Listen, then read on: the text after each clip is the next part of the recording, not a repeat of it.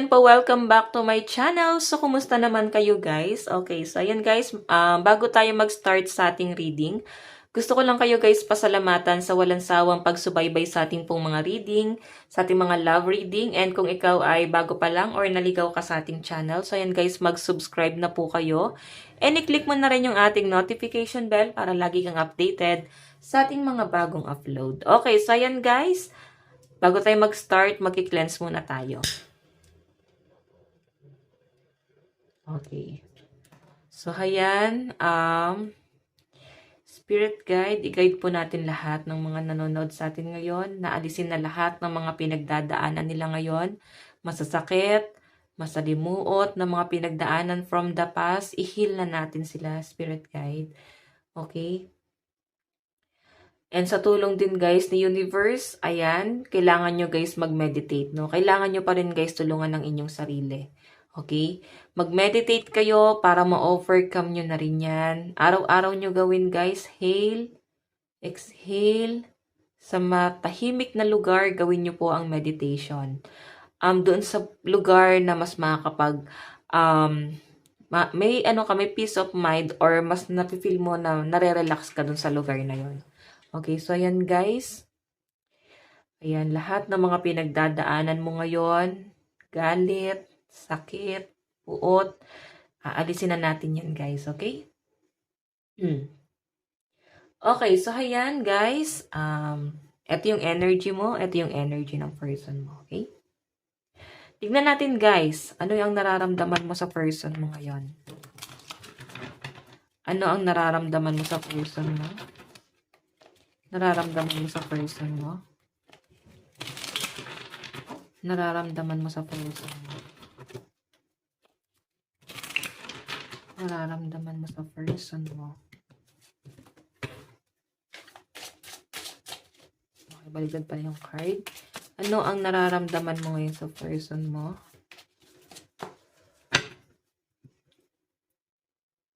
Okay. Ano naman ang nararamdaman ni person mo sa'yo? Ano ang nararamdaman ng person mo sa'yo? Nararamdaman ng person mo sa'yo.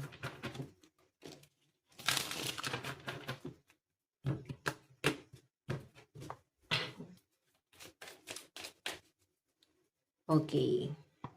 So, yun guys, may iba ako, no? Sa mga nais po palang magpa-private reading, ayan. Iiwan ko na lang po yung link sa atin pong description box below. Or pwede nyo ako guys i-direct message sa aking pong Facebook, Jade Tarot. Okay? So, yun. Huwag nyo na guys pansinin. Baka nadidistract kayo. Ba't may itim si madam sa kamay? So, guys, nagluluto kasi ako, natalsikan din ako ng mantika. Ayan. Huwag nyo na guys pansinin. Okay, so ayan guys, tignan natin. No? So, aside muna ni person, ano ang nararamdaman niya sa'yo ngayon? Queen of Swords. Parang gusto kanyang kausapin. Gusto kanyang i-message. Meron siyang gustong sabihin sa inyo guys. Kasi nag-iisip si person mo ngayon eh.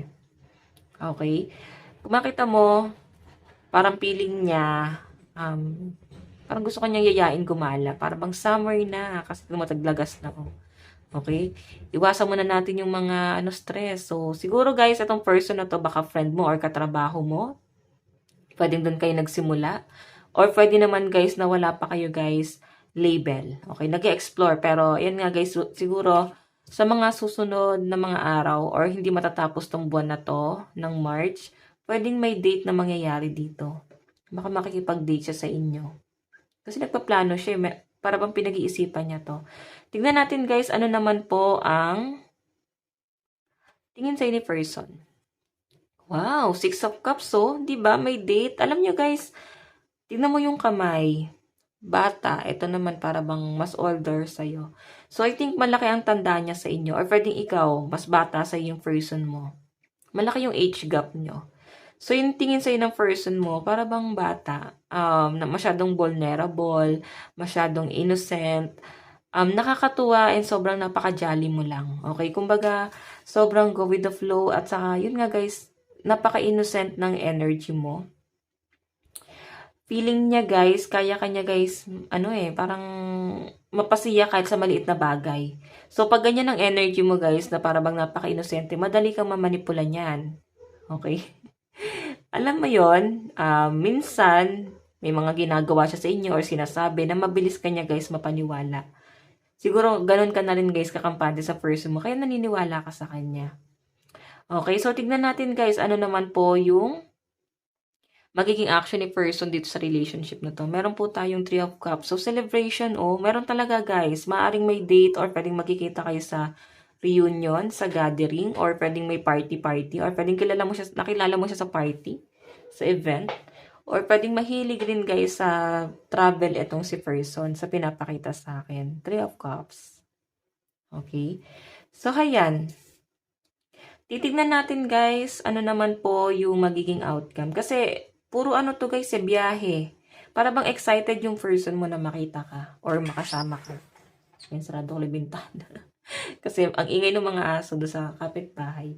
So, sa pinapakita sa akin guys, ayun nga, para bang excited si person. Para bang ang dami niyang plano rito. Sinusulat niya na doon. No? Ang dami niyang plano. Pwedeng magkikita kayo or pwedeng sinasabi niya na yan sa inyo guys. May salo-salo or pwedeng magkikita kayo sa birthday. Ayun, kasi Cups to. So, water sign, Cancer, Pisces, Scorpio. So, maring may magbe-birthday ngayong March. Pwedeng ikaw or tong person mo. Okay? Na pwedeng may celebration. Siguro ilang araw nang pinag-uusapan din to. Ayan, mukhang may pagkikita nga rito guys na magaganap. So, tingnan natin guys, ano naman po yung magiging outcome. Okay, outcome nitong action niya. Meron tayong Hierophant. Nag-iisip-isip talaga guys. Alam mo yung, wala akong masyadong nafe-feel guys na negative kasi meron siyang mga pinagpaplanuhan dito. Event. Okay, so maaari nangyari siya sa past pero tignan natin mamaya yung current situation. Pero sa ngayon kasi guys, ang nakikita ko dito, si person mo, maaaring nagpaplano siya or pwedeng kayo nagpaplano na, ayan, baka event organizer to. Pwedeng organizer pala, no? Si person. Okay, so or pwedeng architect or engineer or magaling siya sa mga load, sa mga ganito, sa mga flowchart. Baka siya ay professor. Ayan, teacher. Ayan, matalino si person mo sa pinapakita sa akin. So, yung magiging action guys, pag once na matuloy siguro to, ang dami niyang gustong ikwento sa inyo. Pwedeng madaldal tong si person mo. Okay, kung matutuloy itong gala na to. So, tignan natin guys yung bottom of the deck. Oh, 10 of Swords. Oh my God. Bakit may the Tower? 6 of Swords. Ayun lang guys. Maring ayan na nga oh. Siguro may delay po sa flight or pwedeng ine-expect na rin guys nung iba sa inyo na matutuloy itong biyahe na to or pagkikita na to. Yun nga lang guys, may nakikita akong delay. Pwedeng sa papeles niya. Sasabihin niya sa inyo to na magkakaroon ng delay sa kanyang flight. Kung siya ay nasa abroad. Pwedeng foreigner to. Okay, so malakas ang energy ng Swords. Aquarius, Gemini, Libra. Cancer, Pisces, Scorpio. Okay. Titignan pa natin guys, sa side mo naman, ano yung nararamdaman mo kay person? Knight of Cups, di ba? Ano kay para kang hoping ka dito. Nakikita ko rito guys na para bang nag-aalala ka rin. Okay, sobrang game na game ka rito and sobrang excited ng energy sa pinapakita sa akin guys. Wala akong masyadong nakikitang negative as in puro positive kasi may pagkikita. Oo, siguro first time nyo magkikita, sobrang excited kayo ng person mo. Iba sa inyo guys, kinakabahan, nandun yung excitement and kaba. Okay, so yung nararamdaman mo sa person mo guys, Knight of Cups, ibig sabihin talagang, alam mo yan, talagang sobrang yung tiwala mo sa person mo. Kasi Knight of Cups, emosyon na to guys. Wala kang ibang negative na nakikita sa person mo. Sa ngayon, pero titingnan natin ha. Tingnan naman natin ano yung tingin mo kay person. Wheel of Fortune, wow, siya na nga ang nagpabago. Nagpabago at nagturo sa inyo na maka-move on na sa mga nangyari sa past. So, nakakatuwa naman guys, no, kahit papano, natututunan mo nang mag-recover. Pwedeng new person na to. Or pwedeng bago pa lang kayo. Okay? So, tingnan natin guys yung magiging action mo. Oh my God. Alam nyo guys, siguro wala pa kayong label. Tingnan mo naman to. Ito kasi guys, parang the lovers. Pero black siya. So, I think, ang pwedeng someone from the past na to, pero hindi ito guys nabigyan ng label. Okay, and I think manunumbalik siya para ituloy yung naudlot na pagmamahalan niyo sa past. Or pwedeng ex mo na yan guys at mukhang nagkaroon ng second chance. Pwedeng ganon. Pero sa malino na pinapakita sa akin, case new person pwedeng bago pa lang kayo. Okay? So, yung action mo rito guys, ay kikilalanin mo pa siya ng lubusan. Ngayon kasi more on communication pa lang, doon mo pa lang siya nakikilala. So, mas malinaw mo siguro makikita sa action. So, tingnan natin guys, yung magiging outcome ng action mo. Wow, Ace of Wands. Lagi mo na siya guys maiisip. Hindi na siya guys maaalis sa isip mo. Or pwedeng ganun din si person mo. Kasi ayan no, ang dami niyang sinasabi sa inyo. Okay, dami niyang kinukwento. Nadadala ka. Four of Pentacles. Alam nyo guys, wow, nakakatuwa to. Kasi ito Queen of Pentacles guys, maganda ang daloy ng pera. Five of Wands. So, ang sinasabi dito guys, parang pinag-iingat ka pa rin dito sa person na to. Kasi nandito po yung mga Hermit and Death. Siguro, ikaw yung tipo ng tao na pag nahulog ka na talaga sa isang tao, talagang mahal na mahal mo. Okay?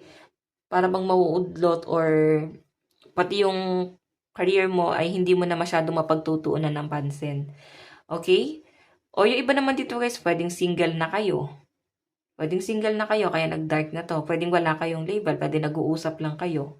Pero may kakaibang connection kayong dalawa. Okay?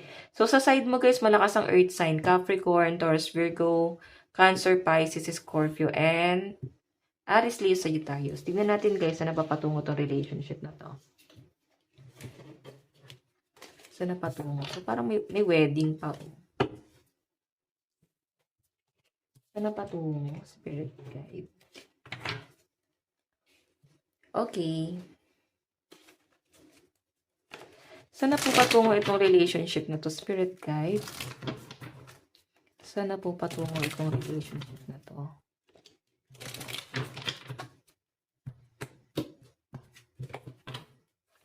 Saan na po patungo itong relationship na to, Spirit Guide? So, in case commercial muna tayo. Sa mga nais po palang magpa-private reading, ay iwan ko na lang guys yung link sa atin pong description box below. Or kung hindi nyo guys mahanap, pwede nyo ako guys i-direct message sa akin pong Facebook, Jade Tarot. Jade Tarot. Ako rin po yan. Okay, so ayun guys, balik tayo sa topic. Saan napatungo yung relationship nyo ng person mo? Saan napatungo? Wow. May loss. Okay, tingnan natin. Ito ay future. Saan napatungo? Pangungulila. Ba't parang nangulila ka sa kanya? Stress. So guys, sa malinaw na pinapakita sa akin, para bang minsan na siyang nawala din sa buhay mo. Or pwedeng, ayan no, nawala na to sa buhay mo tas parang bumalik lang. Sa pinapakita sa akin dito, ngayon guys, nakikita ko na bumabalik siya at meron siyang ino-offer sa inyo. So galit ka pa rin nga rito. Pwedeng may mga ino-offer siya sa inyo, pwedeng suhol, no? Parang pampalubag loob, pwedeng gift. Ayan no, temptation siya tinutukso ka niya or para bang kinukuha niya yung loob mo. May nakikita ko dito guys sa pagbabalik niya na to, may plano siya. Justice kasi guys, pwedeng ito ay wedding. Okay, yun nga lang guys, mukhang hindi madali kasi nga itong relationship na to ay may issue na. Okay, ayan no. Parang gusto nyo guys ma-overcome yung mga issue na to.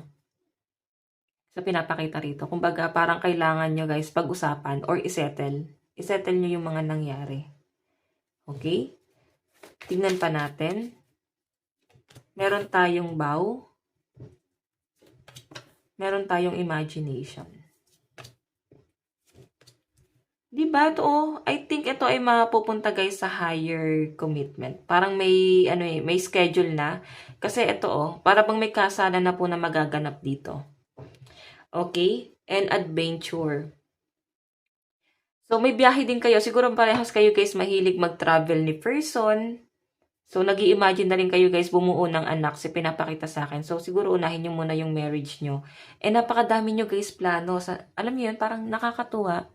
Sobrang nakakatuwa itong energy na to. Kasi as in, nakasettle na lahat guys. Okay? So, tignan natin guys. Love advice. Worth waiting for. So, nag-aantay na lang po ng tamang panahon.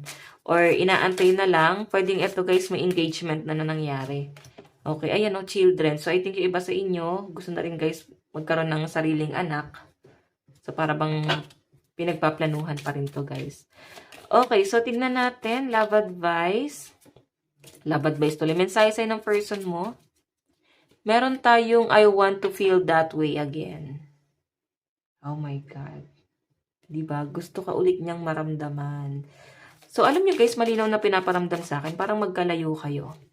Meron tayong I feel you even though we are apart. Kakasabi ko lang, parang magkalayo kayo. Iniisip-isip ka ng person mo. Sobrang miss na miss ka. Sobrang excited siya, guys. Meron tayong I remember every detail of that day. So, maaaring natapos na. Pwedeng kinasal na pala kayo or tapos na yung pagkikita nyo at ito na po yung nangyayari.